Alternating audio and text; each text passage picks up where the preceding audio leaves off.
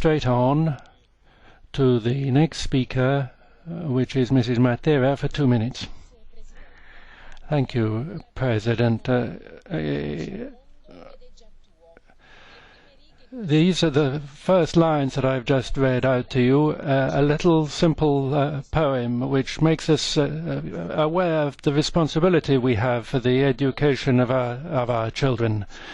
Mary Honeyball, the rapporteur, has reminded us accurately that the future of our children is decided during the very first years of their lives, and their correct growth is a matter of correct teaching from the start. So I entirely share the ideas in this report. We need not just to make the states and the Union once again responsible for favouring early learning among children, but there must also be a role which cannot be left simply to people in the sector and parents.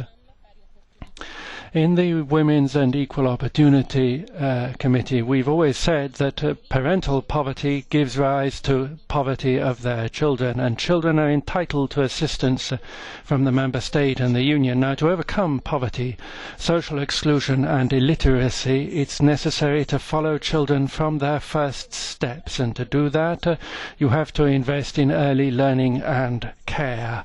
You have to monitor the services provided and the professionalism of the carers. All children need to be able to have this care without any distinction, and the opportunities also need to be offered to asylum seekers' children, refugees' children, and everybody who is even temporarily residing within the Union. Mrs. Honeyball points at research and exchange of best practice. She calls for the best use of structural funds and programs like Comenius. And lastly, she also says that states have a central role because they must, and here I conclude, they must recover their role in children's early learning in such a way as to make sure that they can grow up in an intelligent, sustainable and inclusive way. Thank you, Mrs. Matera. Next, from 1 minute, Mrs. Zenalova. Good morning, colleagues. Our report on early education cannot be a very comprehensive legislation on this very complex issue, but we think it's a very good contribution to